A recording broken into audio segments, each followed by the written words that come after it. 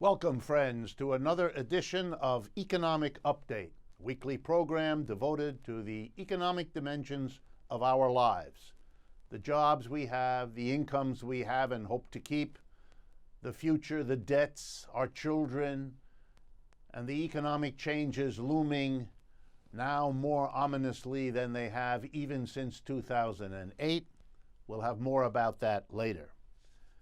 I have an exciting program, I believe, for you today, but one of the things it's going to make me do is go quickly. So I'm going to dispense with anything other than mentioning the two websites that we maintain and that will expand on almost everything we do today. democracyatwork.info and rdwolff with two F's.com. Please keep them in mind, make a note, make use of them. They are a way for us and you to partner in effective ways. Let's go through them. Many of you sent comments about a segment I did last week about Harvard University and the glaring contrast between their fundraising, their enormous wealth, and the fact that they forced a strike on 750 of their poorest, lowest paid workers, the people who work in their cafeterias, feeding the students and the faculty. And I could see from your emails you wanted more information, but some clarification. So let me quickly do that. And I'm going to use for that purpose, as I did last week, the November-December issue of the Harvard Alumni Magazine. These are magazines put out by many universities that are modes of fundraising and self-promotion, and usually little else. And this one is true to form, and it features the president of Harvard, Drew Faust, boasting of the $7 billion that they are on track to raise in this fundraising period. And as I pointed out last week, they boast that this is better than the second-place finish of Stanford University a few years ago that only managed to raise a good bit less than that. But I'm struck by the fact that the 3-week strike of those workers, by the way, who average around $30,000 a year, which is no big salary to say the least, and in a very expensive area like Cambridge and Boston, Massachusetts, it is particularly an extremely modest living, paid for by the richest university probably on this planet, but certainly the richest in the United States. And so I was particularly struck by the speech given by President Drew Faust, talking about how proud she is of the money they've raised. I can't do better than her words, so let me read them to you. I am deeply grateful to everyone who has participated in this outstanding effort so far. Our aspirations speak to our larger hopes for not only a better Harvard, but also for a better world. Notice, please, the order of her enthusiasm. Her efforts are for a better Harvard, but also for a better world. And she must then believe that a better world was achieved by denying these working people the small increase from $30,000 to $35,000 a year that they requested, imposing on them a 3-week strike, which diminished their salary by 6%, their annual salary, because you get about 2% per week. So they imposed on them a loss before finally caving in. But this spectacle of the richest university in the country talking about its $7 billion fundraiser, when I calculated that what it would cost to give the 750 workers an extra $5,000 a year would be under $4 million. This is a university that boasts it already has $36 billion and is on track to raise another $7 billion. The out-of-touchedness of this is the lesson to take away from it. The rich keep getting richer, imposing what they will on the rest of us, and thinking we don't notice and it doesn't matter. The last week brought another economic update. 3 mega mergers. I mentioned one last week, but I want to flesh that out. The one I mentioned, AT&T and Time Warner, is coming in at $85.4 billion. Another one announced this last week, General Electric and the oil fields company Baker Hughes. That comes in at $32 billion. And then finally, CenturyLink, an internet company, is purchasing Level 3, another one, and that's coming in at $19 billion. Altogether, over $125 billion worth of mergers in which huge companies become huger still, enabling them to lay off thousands of workers, enabling them to jack up the prices because they're buying up their competitors, and enabling them to make more profits. We will then face companies with even more resources than they now have to buy political elections the way they're doing to beat the band and to deny us even the little bit of economic democracy we ever had, and it wasn't much. Next item. The city council in Berlin has announced, the parliament in Germany, not the city council. The cabinet made a decision, and it will go to the parliament. The cabinet of Germany made a decision to outlaw any and all GMO products grown or raised in the agriculture of Germany. A complete ban on all GMO adjusted plants and animals. I thought Americans would like to think about what that means. Next topic. Well, many of you have asked, because it's the height of the political season, to be given the information about who's raised how much money. So I went to the source that many of us use. It's called opensecrets.org. All one word, opensecrets.org, used by publications such as Business Insider and so on. As of October 31st, the most recent data which I could get, here's how much has been raised, both by the campaign committees and by outside groups, for the various candidates that we have observed over the last year and a half. Leading the pack by a huge amount, Hillary Clinton, $700 million. And as some headlines blared this last week, she's on her way to $1 billion campaign effort. Far behind her, Donald Trump, $300 million, less than half of Clinton's. Bernie Sanders, $200 million, two-thirds of what Trump did, and so far behind Hillary Clinton, well, you can excuse that perhaps by saying he's not in the race the last few months. And Bush and Rubio, $150 million is the neighborhood they were in. Clinton, $700 million, Trump, $300, and the other 2, 3 far behind. I thought you might be interested in how much money Gary Johnson and Jill Stein have raised for their presidential campaigns, which are still in full swing. Gary Johnson, $13 million.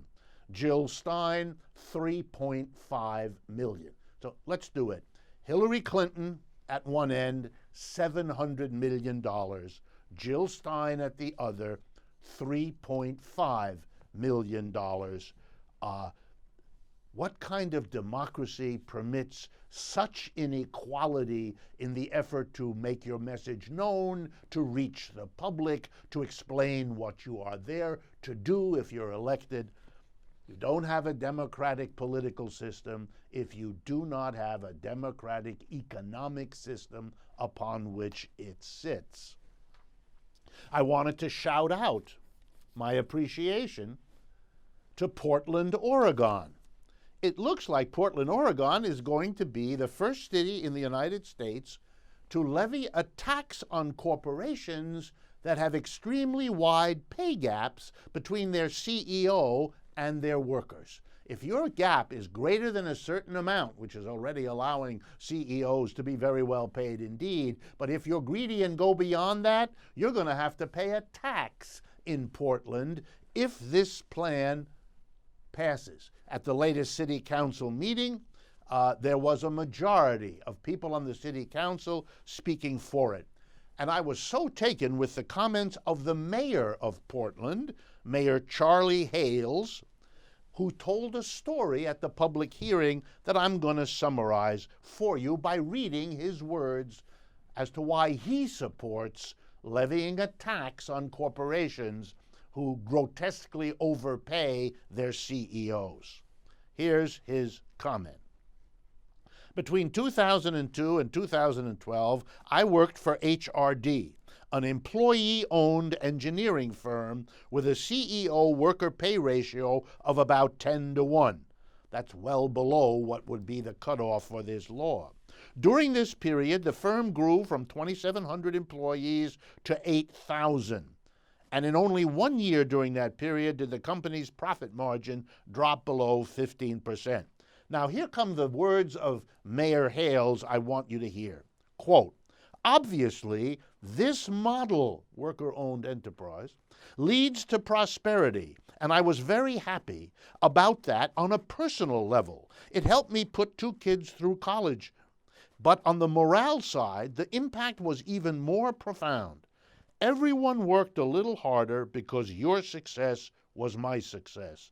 And that egalitarian culture led to a strong work ethic that drove the corporation to success. The mayor of Portland, Oregon. Next, a short update on evidence about the economic recovery we hear about but just aren't going through, that is, the bottom 99% of us. Over the last week, the world's 20 biggest container shipping companies announced that none of the 20 largest shipping container companies, that's the people who run the big containers on those monstrous freighters across the oceans of the world, none of them will report any profit at all. Why? Because of a collapse in world trade. That's not a sign of an economy recovering, friends and neighbors. That's a sign of an economy in deep trouble. International trade is a major component of and booster for the economies of the world. That none of the 20 largest shipping companies will report any profit is a sign of how desperate the world's trade relationships are, and the impact on our economies is not far behind. Next update, rolling right along. The Koch Brothers, famous right-wing billionaires who fund what they want America to look like, have gotten themselves into another controversy. This time, it has to do with the Catholic University of America. It turns out that the Catholic University of America has been accepting money, particularly its business school, the Bush School of Business and Economics, from the Koch Foundation. And this led all kinds of Catholic theologians and professors to raise alarms about what this means, worrying that the influence of the Koch brothers will push the Catholic University of America and so on to the right politically, etc., etc. Well, it was interesting then to see that these comments provoked an angry response from the leaders of the Catholic University of America. And in particular, there was an op-ed in the Wall Street Journal written by the university's president, John Garvey, and the business school's founding dean, Andrew Abella. They declared that they would not, quote, cave to demands made by the liberal social justice movement. And they wrote that it would be a mistake, quote, to stifle debate by pretending that genuinely controversial positions are official church teaching. Well, that's not very subtle. That's announcing that what is being stated by Pope Francis is for them a controversial matter and not church doctrine, which at least has some interesting impacts on the internal struggles of the Roman Catholic Church. The Pope has been, Pope Francis that is, unquestionably clear. Let me quote a couple of things that are in this controversy. Quote from the Pope, Some people continue to defend trickle-down theories, which assume that economic growth encouraged by a free market will inevitably succeed in bringing about greater justice in the world. This opinion, said the Pope, quote, which has never been confirmed by the facts, expresses a crude and naive trust in the goodness of those wielding economic power. As if to show that this controversy is alive, let me close with a quotation from the Chicago-based Heartland Institute, another Catholic institution that has received funding from Mr. Koch. Last fall, it issued a document which reads, and I quote again, Pope Francis's views on global warming are scientifically in error, and his views on capitalism are outdated and wrong. The Koch brothers working their way inside the Roman Catholic community. Next, I comment, and fairly often, on the problem of corporations that have been leaving the United States for 40 years. First manufacturing, then services, and so on. I've been talking about it long before this presidential election as a sign of a capitalism that has decided basically to abandon production in North America, Western Europe, and Japan and move it to where they can make more money by paying lower wages, evading environmental controls, avoiding taxes, and so on. And some of you have asked me for some more concrete evidence. So I caught the latest report of an interesting institution called the Fair Labor Association, based in Washington, D.C., which tries to argue and advocate for people who are not being treated well around the world, hence the term Fair Labor Association. And from their latest report, I want to read to you what the minimum wages are in two countries that you probably don't study much. One is Myanmar. The old name was Burma. It's now Myanmar. And the other was a country once part of the Soviet Union, Georgia, which is now its own country. And the FLA, the Fair Labor Association, has been fighting for better minimum wages for workers in those two countries, among many others. So here are the two countries and the minimum wages they have. In Myanmar, the minimum wage, the new minimum wage, used to be lower. The new one, just established in September of 2015, was $2.80 for an 8-hour workday. I'm going to say that again. $2.80 for an 8-hour workday. In Georgia, the former Soviet Republic, the minimum wage for a month is $8.50. Both countries admit that this minimum wage is less than what you need to physically survive. So they count on these workers to be paid this and then to scrounge in whatever way they can enough not to die of starvation or cold. American companies, European companies, and Japanese companies look at these numbers and drool about the amount of profits they can make if they can hire workers at those wages. As long as we permit free movement of capital and this kind of inequality of wages in the world, we can hardly be surprised by where it ends up, even though we pretend that we are surprised. Okay, my next comment is about the words recently ushered by Stephen Alan Schwarzman. He is a business magnate and financier. He's the CEO of one of the biggest private equity groups, the Blackstone Group, an immensely powerful global institution that takes money from very wealthy people and invests it so that they become more wealthy. Okay, his personal fortune is estimated at $10.1 billion, according to Forbes magazine, and he was ranked 113th on the world's billionaires list, also maintained by Forbes magazine. Why am I telling you about this? Well, he was the featured speaker very recently, at the end of October, at a dinner at Columbia University's School of Journalism. I'm not going to talk about why a school of journalism training people in the objective reporting of news, etc., would be celebrating someone who is as committed to one way of looking at the news as Mr. Schwarzman has always been. That's not my concern, although it could be. I'm rather concerned with what Stephen Schwarzman told the assembled notables at this fancy, fancy dinner. And here it is. He's concerned that there's a big chunk of the U.S. population, those are his words, that are scared, insecure. And I think we find ourselves in the middle of this, said Mr. Schwarzman. Quoting him now, when half the population can't marshal $400, one paycheck, they should be scared, said Mr. Schwarzman. They should feel insecure. They should be unhappy.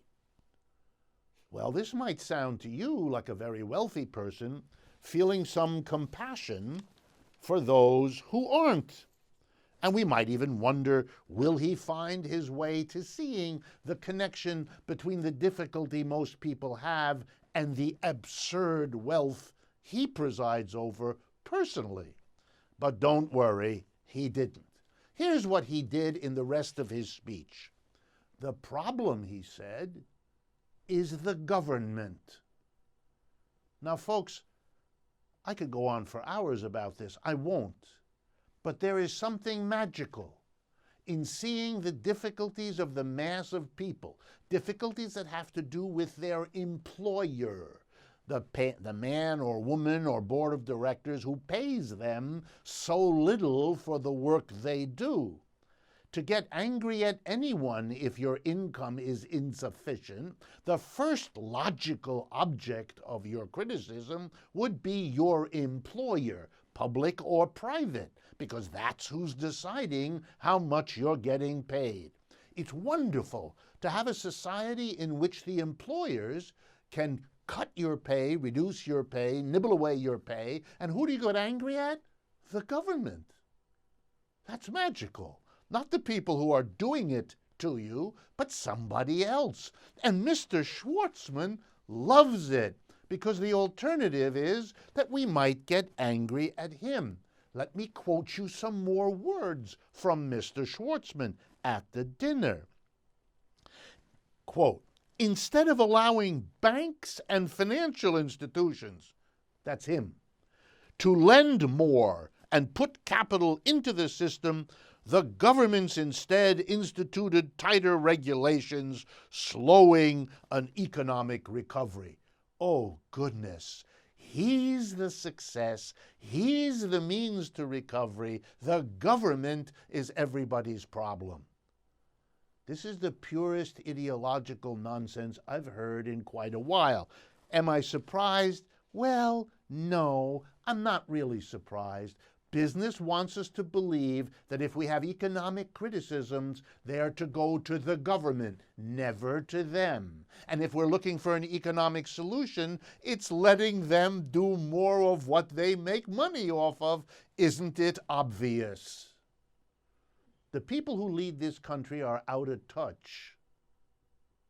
The people at Harvard that I spoke at the beginning, out of touch. Mr. Schwarzman, out of touch.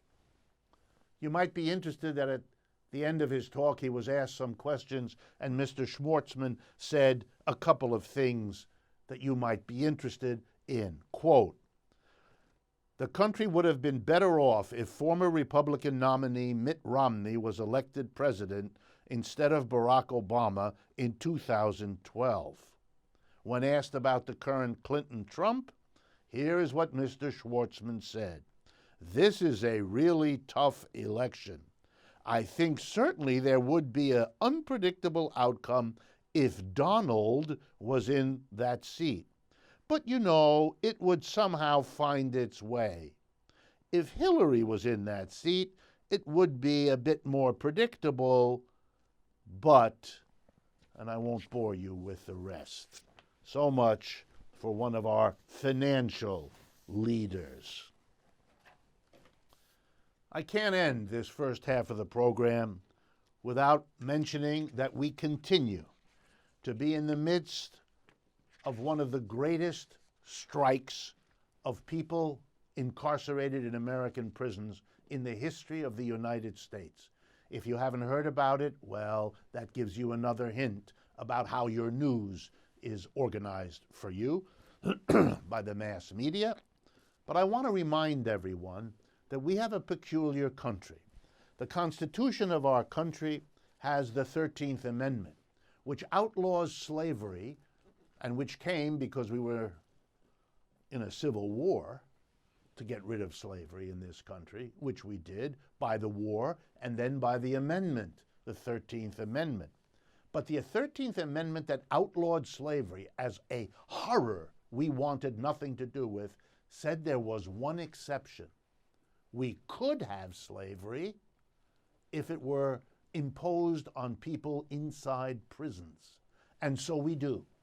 We make them work against their will. We make them work for amounts of money that are pennies per hour, not even close to our lamentably low minimum wage. We impose slavery and then wonder why people coming out of jail are often angry, bitter, are not rehabilitated. Slavery would rehabilitate whom, please, and in what way? It is a shame upon the United States, not only that we have more prisoners per population than any other country on the planet, but that we enslave them there. Well, it defies much that I can say.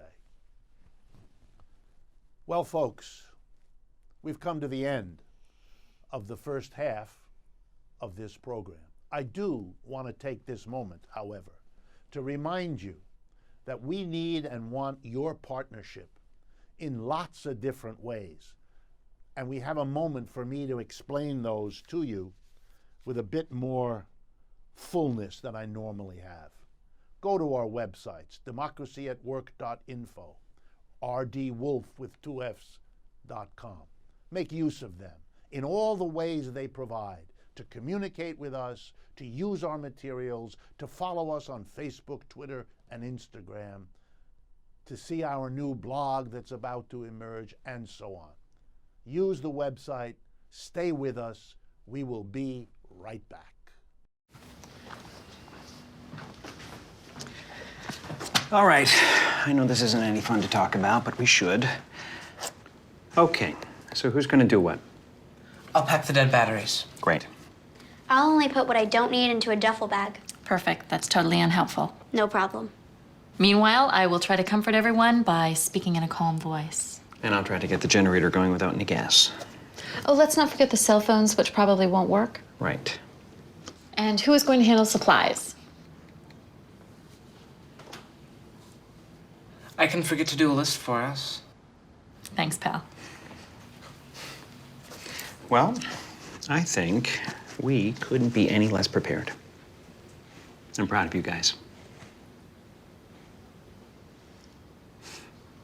Talk to your kids about who to call, where to meet, what to pack.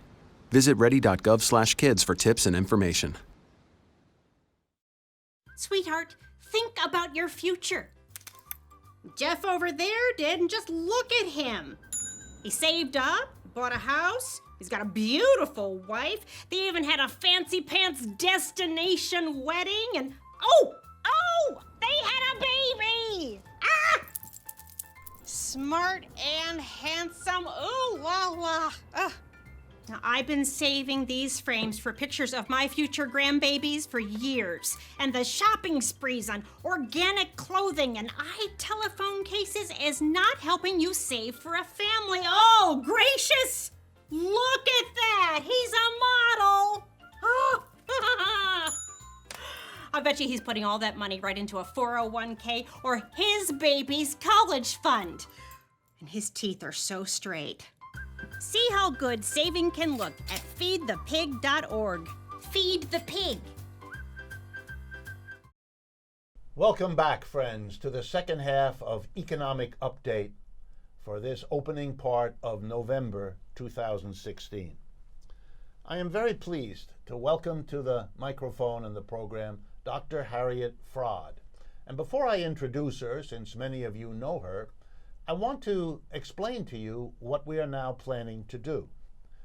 It is our intention to use the first weekly program each month to bring Dr. Fraad onto the program to talk about the ways the economy impacts our psychology and our intimate personal lives, and vice versa, how those lives and their problems impact the economy. And we're doing that because you, our listeners and our viewers, have sent us in more comments requesting more of Dr. Fraad than you have for any other person that I have brought to these microphones. And it has been consistently the case.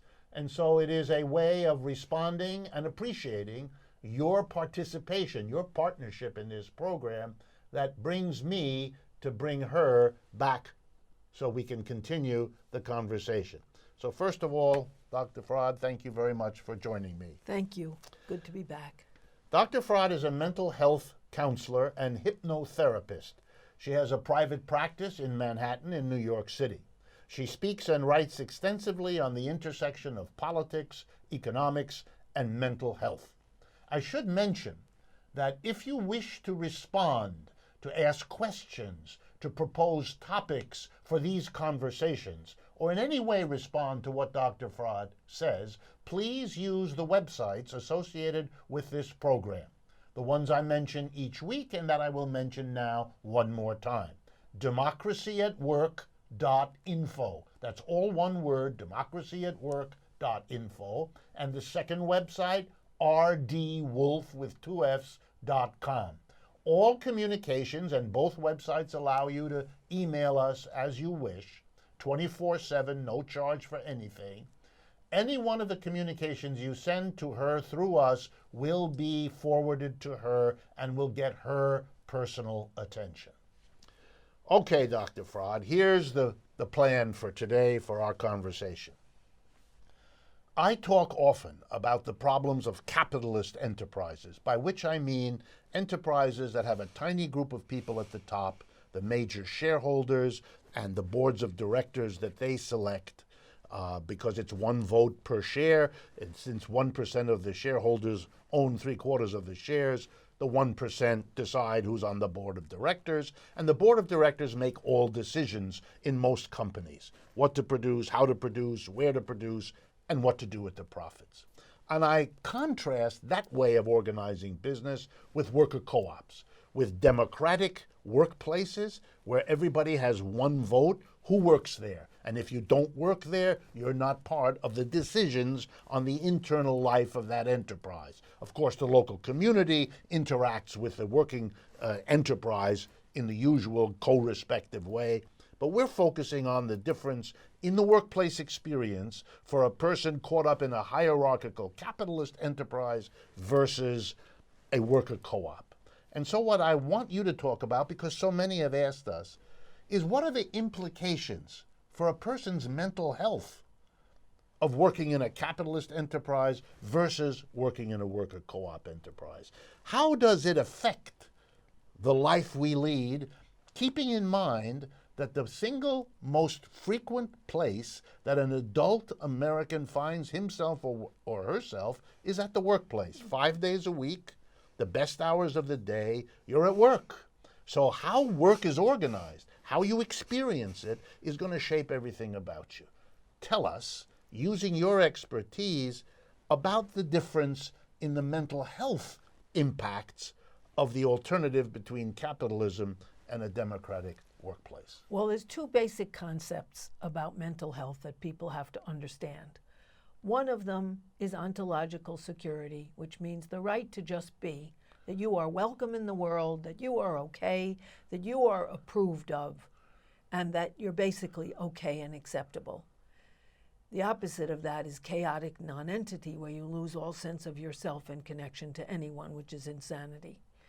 And another is that mental health is kind of like a four-legged table, that each leg adds to the stability of the table. If one leg is wobbly, it affects the table, but the table doesn't fall down.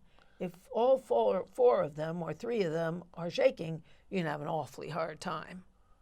So let's go over quickly what they are. The first is personal connection.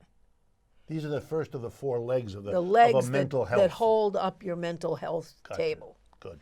The first is personal connection.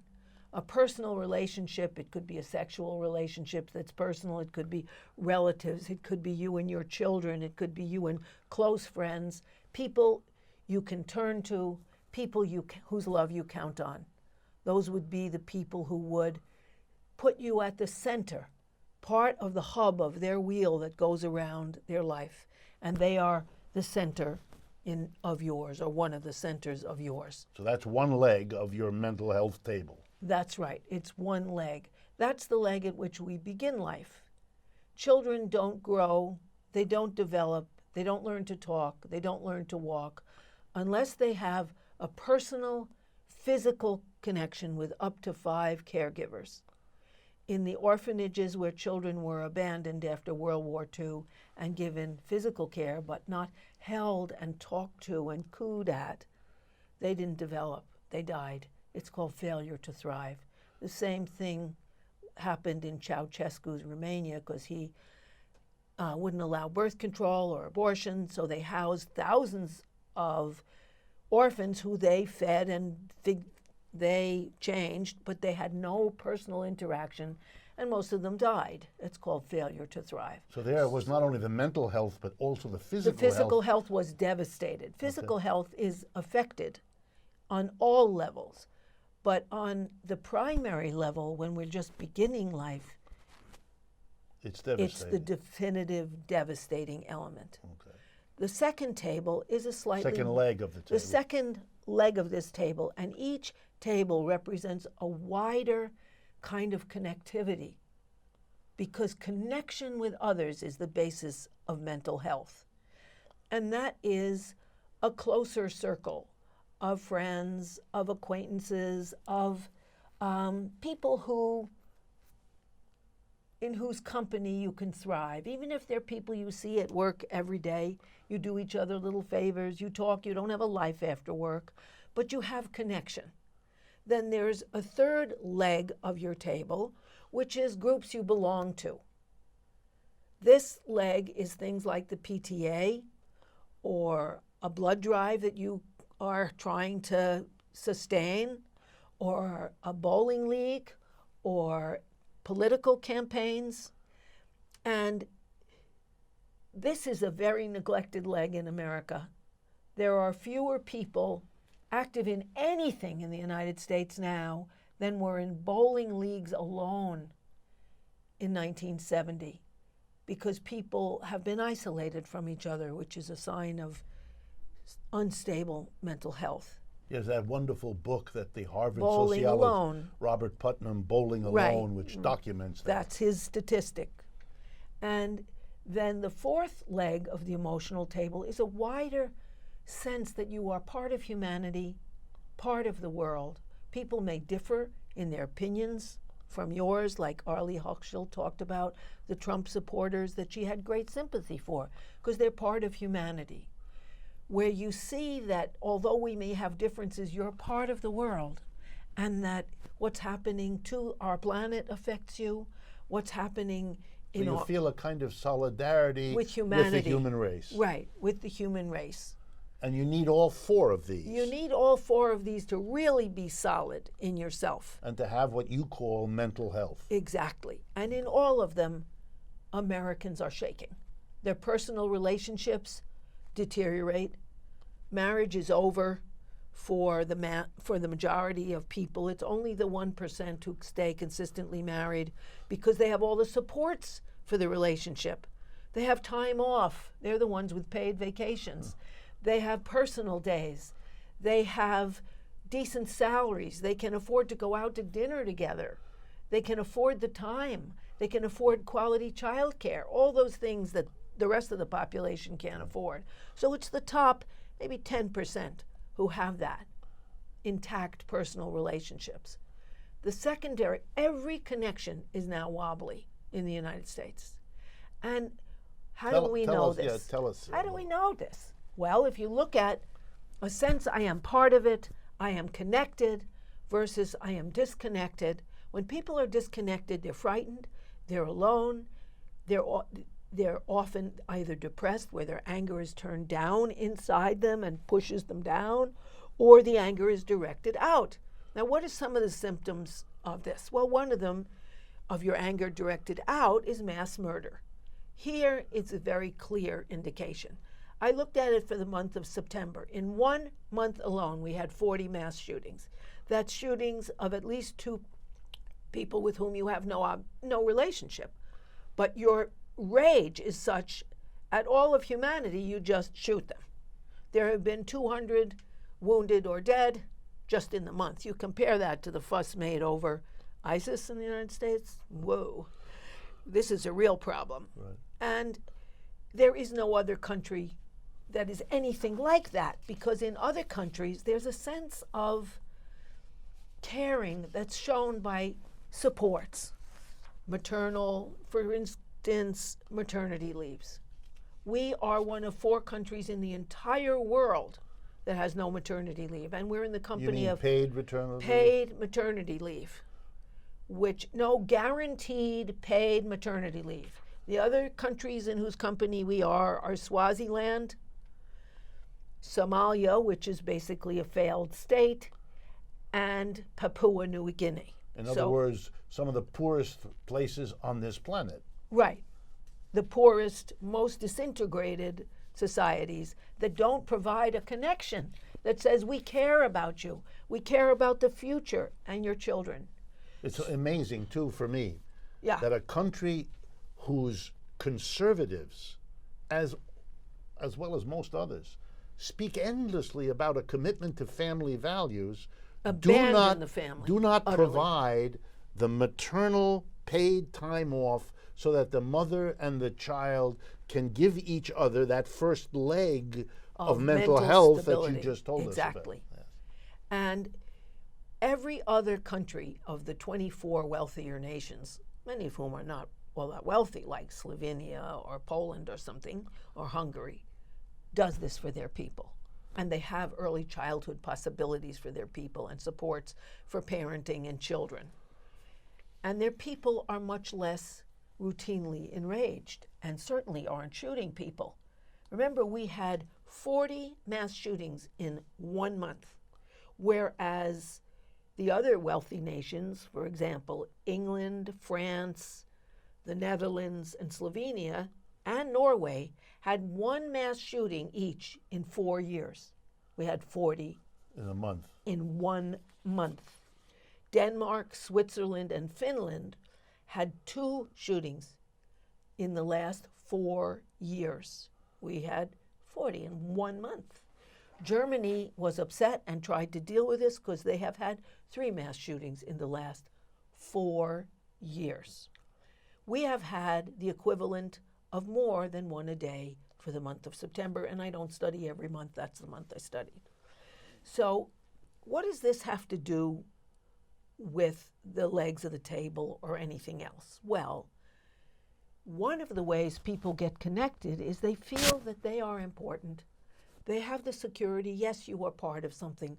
We say yes to your life. We say yes to your child's life. We provide for you. Americans are not provided for and are very angry and lonely and upset.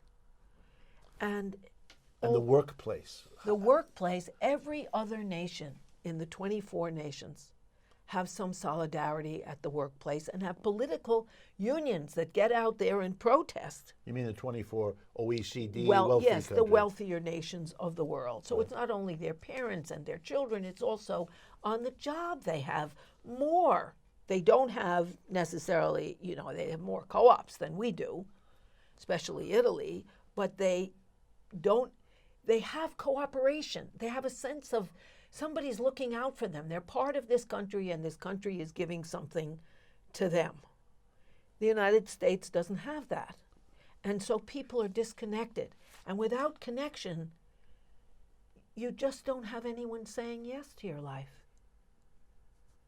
Another indication of how Americans are in trouble and disconnected is the level of opiates that people take.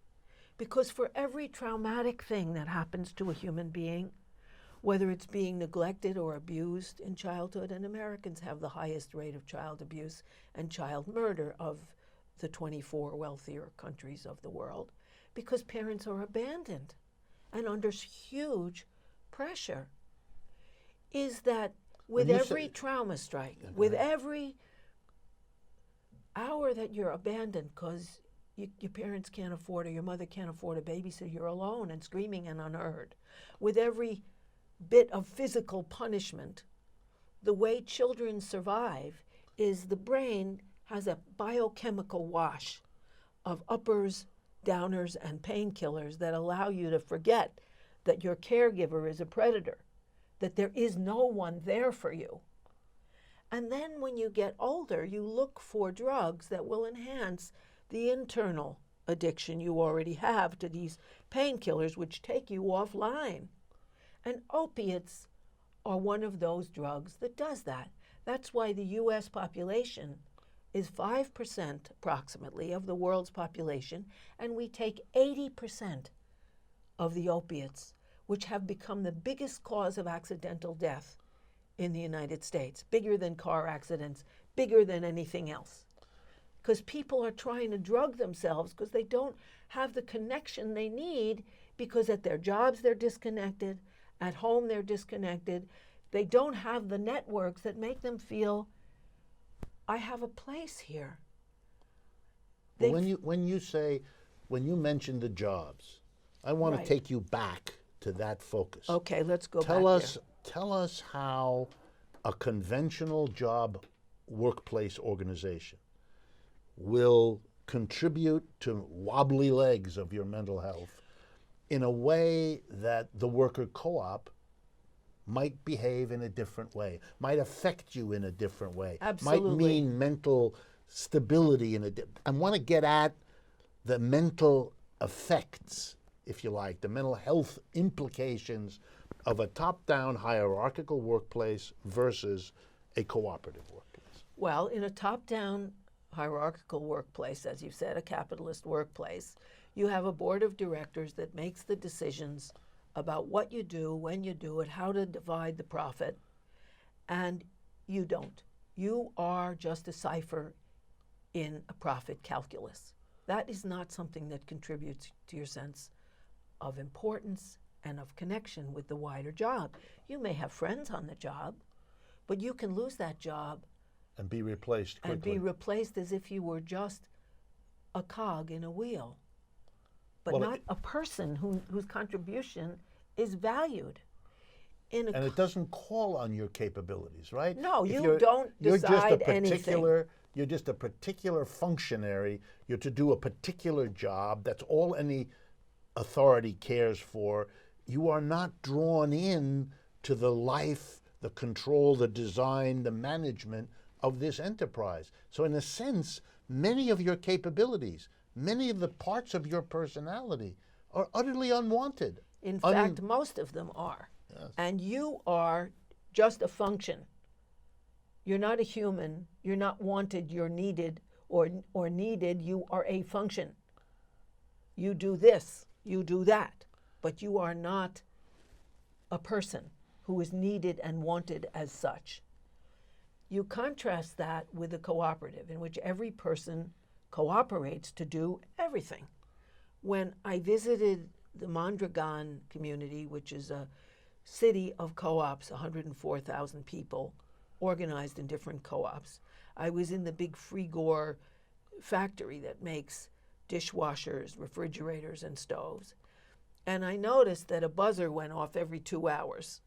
And that's because they voted that no one should have to do repetitive work for more than 2 hours at a time. So at the 2-hour buzzer, they shift jobs. So you're not just performing a function that's one little function all day long. Then there's a uniform lunch hour where people socialize and connect with each other. One day a week, there are meetings where you decide how to deal with your job along with the other people there. And I asked, well, what happens if somebody's drunk on the job? And, how is that handled? And they said the first thing we do, which is 90% effective, is the other people on the job talk about how they need that person. And they need him to be part of things or her to be part of things and talk about what's wrong. If that doesn't work, they go away where they go to a rehab and then they come back and are welcomed. And that has never failed. Because one of the reasons that people get addicted or drunk, which is a kind of addiction, is because they're disconnected, they're traumatized, and they need the alcohol to help the internal wash, let them know that they haven't gone through what they've done, that they aren't so alone. Even though they are. Even though they are. Right. But it's the illusion that opiates give you of infinite connection and relaxation So that the that defense, people look for. if I could be an economist for a minute, the defense of a top-down hierarchical work arrangement, that it is quote unquote efficient, is undercut when you see the psychological damage these hierarchical structures impose on the mass of people that are just drone functionaries and are not allowed to develop all their capabilities and participate. Those people will then have all kinds of personal problems, addiction problems, and the efficiency that they're talking about is compromised and is undercut. And it's a false claim. They will fail on the job much more likely if they're drunk, if they're having terrible turmoil in their personal lives, if they're just so desperately alone. Every single one of the mass and murders unhappy. In September that I looked at was a disconnected person. Alone and disconnected. And that connection that you have at work, if you're in a co-op where you meet with the people, you work out what you do. You're part of a team. You're co-respectively part of a team. I talked to a woman at Mondragon when they had to have cutbacks because one of the things they were making in their factory wasn't being bought up in Spain's slump because fewer people were buying vacation condos in Spain. And she said that they decided as a group that they would take a cut in pay, but they'd have more time off. And I said, was that what you wanted? She said, I would have liked more pay, but since we were all in the same boat and we all had to decide, this was something I can live with because we decided. It isn't like she has to take her anger and alienation and turn it inside. She made a decision. She's responsible. She's valued. She's part of a team. She's connected. Because without connection, people are sunk. That's why solitary confinement is a cruel and unusual punishment that is totally disintegrating of individuals. I also notice in my life, because you stimulate me to think about it, that many of the men that I've talked to look back with greater fondness on their time either in a sports team or in the army when they were told you're part of a little platoon, you all depend on each other, you're part of a team, that feeling of being part of something where everybody has everybody's back, where everybody has to get along, and was experienced as a kind of euphoria compared to the loneliness and isolation that the rest of their life has meant, which is why they look back with such nostalgia on those early experiences, which were team experiences, and yet never seemed to have the mental ideas say, well, what about making the workplace a team effort? How might that change your life? That's one of the reasons that just about 1 out of 3 people who come back from the Army and are isolated has post-traumatic stress disorder and are in terrible mental trouble. Because although now part of it is they're now in a safe place so that they can process what they've been through, but part of it is they're disconnected. They don't have their platoon. They don't have their buddies. They don't have the sense of camaraderie, which everyone needs, and which a co-op invites. That's what you have at your workplace. You have these supports. You're part of something. And you're part of something that has enormous power. You in the co-op, in the Mondragon system, which is in most co-ops, no one's allowed to make more than 8 times what the lowest paid worker makes. So you're all in the same boat that way. Plus they can recall any of the people they elect directly. It's not like our election where it takes $1 billion to get elected from some capitalists with special interests. They're elected from among the people, and they can be recalled from among the people. So you have a sense that you're belonging to what governs your economic life and your political life. Another thing is that the violence level, for which people pay a lot, you pay police, you pay guards, you pay security. Prisons. You pay prisons, is not needed. I walked into a bank, I couldn't believe it. No cops in the bank. Nice lady sitting by, what do you want? Da, da, da, da. The whole feeling is different because people aren't feeling enraged and alienated and alone. Because human connection is fostered in a cooperative, that means you are together with other people working together, arrangement versus a capitalist arrangement in which you are told what to do and decisions are made that utterly affect your life and you have nothing to say about it. As usual, I wish we had more time. It's gone very, very fast, which is a good sign that the topic we're engaged with engages us. And as I've said to you all, Dr. Fraad will be back in the first session of December. So you will have plenty of opportunity. If you'd like her to address a question, let us know. Use our 2 websites, democracyatwork.info or rdwolff.com, to let us know what you thought about today's program and what you would like to see in the future. I also want to ask you to make use of this program. Share it with other people. Follow us on Facebook, Twitter, and Instagram. Partner with us. Bring me out to wherever you are to give a talk. Help us get on local radio stations. I want to particularly thank truthout.org, that remarkable independent source of news and analysis. They've been a good partner in the past. It's exactly that kind of partnership we're looking for with others. Get in touch. Let's work together. And I look forward to speaking with you again next week.